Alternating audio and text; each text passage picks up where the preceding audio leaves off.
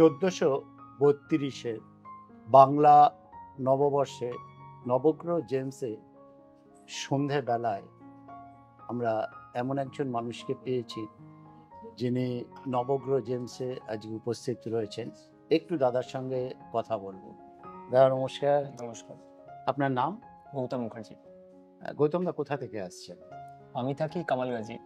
আচ্ছা, মনে হয় অনেক দিনই আসা, কারণ প্রত্যেকেই দেখি আপনাকে চেনেন, কেমন আছেন। অনেকদিন বলতে রিসেন্টলি আসা বলে তাই জন্য মুখটা হয়তো সহজেই চিনতে পেরেছে। আচ্ছা, অনেকদিন হয়ে গেলে হয়তো বা একটু গুলিয়ে যেতে পারতো, কিন্তু আমি কতদিন হলো, এই মাস দুই তিন কিছু মাস তিন, কত মাস হবে বলতো? 2-3 হবে। হ্যাঁ, 2-3ই হবে। 2-3 মাস আগে এসেছেন। এসে এইখানে যারা আছে তাদেরকে কিরকম লাগলো? প্রথম আগে একটু এখানকার স্টাফদের কিরকম লাগলো? না, প্রথম কথা যে আমি এখানে আসার আগে বেশ কিছু স্টাডি করেছিলাম ইন্টারনেটে। আচ্ছা, কারণ মেন প্রবলেম হচ্ছে সোনার যদি কিনতে যান আপনি খুব সহজেই সোনার দোকানের উপর আপনি ভরসা করতে পারেন, কিন্তু সোনার দোকান থেকে আমি একটা দুটো জেমস কিনে দেখেছি, ওদের কাছে প্রথম যে প্রবলেমটা হয় সেটা হচ্ছে স্টকটা খুব কম থাকে, এবং সেগুলো কতটা যে ঠিক সেই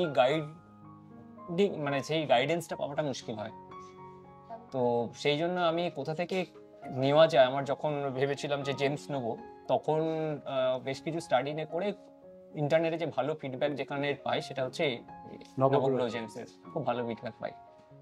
শুধুমাত্র নবগ্রহ জেমসের feedback in the sense James authentic James এটা শুধু নয়, প্রত্যেকের ব্যবহার খুব ভালো, দাদার ব্যবহার খুব ভালো। তো এই এবং সেম বিহেভিয়ারটা আমি এখানে আসার পরে সবার কাছ থেকে আমি সেরকমই পেয়েছি। হ্যাঁ।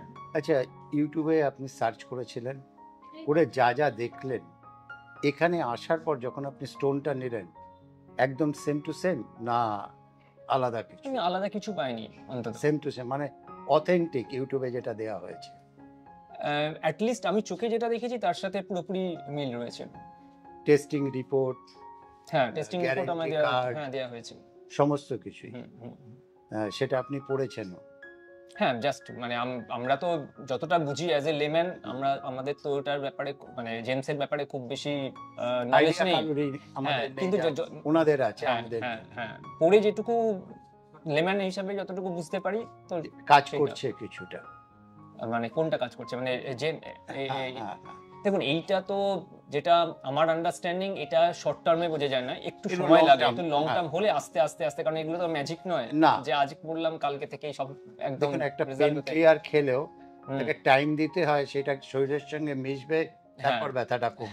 হ্যাঁ, কারণ আমার প্রথম কথা জেমসের উপরে কিছুটা না হলেও বিশ্বাস আছে, এবং রিসেন্টলি আমার সঙ্গে কিছু ইনসিডেন্ট হয়, আমার শারীরিক কিছু সমস্যা হয়, যেটাতে আমি দেখেছি যে আমি এই মানে পলা আমার হাতে অনেক দিন ছিল, তারপর পলা হয়ে যায়, মানে পলাটা খুলে যায়, বা আমার নেগলিজেন্সির জন্য পলাটার পড়া হয় না, হারিয়ে যায়নি, মানে পড়া হয়নি, এবং তারপরে আমার কিন্তু প্রবলেম শুরু হয়, বেশ কিছু শারীরিক প্রবলেম, যেটা আমার গত 20-25 বছর যেটা ছিল না পলা পড়ার পরে।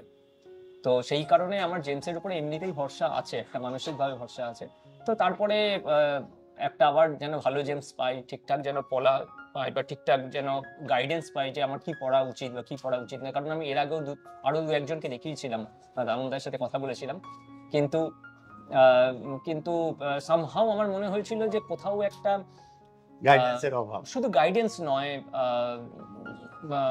ফিনান্সিয়াল ব্যাপারটা বড্ড বেশি প্রাধান্য পাচ্ছিল সেখানে, কারণ আমাকে যে এস্টিমেট দেওয়া হয়েছিল আপনাকে এই পড়তে হবে, ওই পড়তে হবে, এবং সেটার এস্টিমেট হয়ে যাচ্ছিল 3 লাখ, 3.5 লাখ, 4 লাখ, এরকম একটা আমাকে এস্টিমেট দেওয়া হয়েছিল, যেটা আমার মনে হয়েছিল সামহাউ নট রাইট।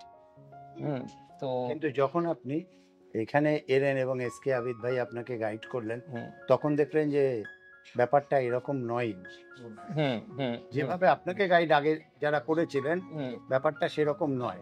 আরেকটা জিনিস আমি বলছি যে আমি বেশিরভাগ যাদের মানে অ্যাস্ট্রোলজার যারা আছেন, তাদের যে একটা আউটলুক থাকে, সেই আউটলুকের মধ্যে একটা তারা মানে বাজেভাবে এটা নেবেন না, কিন্তু একটা ভেক থাকে, যে তাদের চুলগুলো বড় বড়, তাদের অ্যাপিয়ারেন্সটা এরকম একটা থাকে, সিম্পল নয়। যে আমি একটা কাজ করি কিন্তু আমাকে কেন ওরকম অ্যাপিয়ারেন্স নিতে হবে, কিন্তু বেশিরভাগের ক্ষেত্রে ওই অ্যাপিয়ারেন্সটা থাকে, কিন্তু দাদার মধ্যে সেটা নেই, সেটা নেই। সিম্পল আমি একটা কাজ করি, ঠিক আছে, দ্যাট ইজ মাই প্রফেশন, তাই জন্য তার জন্য আমার আউটলুকটাকে ওই ধরনের হতে চেঞ্জ হবে, করতে হবে। তো দেখুন, এটা আমার খুব ভালো লাগলো আপনার কথাটায়। আর আপনি যেটা বলেছেন এটা বাস্তব সত্যি, কারণ ডাক্তারবাবু যখন চেম্বারে বসে তখন কিন্তু অ্যাপ্রনটা পরে না, যখন ওটিতে যায় তখনই পড়ে। তা ওনার মধ্যে সেই জিনিসটা আছে যে ওই ভেগ ধরে অ্যাস্ট্রোলজি, এটা একটা মানে শিক্ষা, এবং সেটা সেইভাবে করেছেন এবং সেইভাবে গাইড করেন। এই অনুষ্ঠান তো বহু মানুষ দেখছেন, ওনাদের উদ্দেশ্যে আপনার তরফ থেকে কি বার্তা? না, আমার একটাই কথাটা যে যদি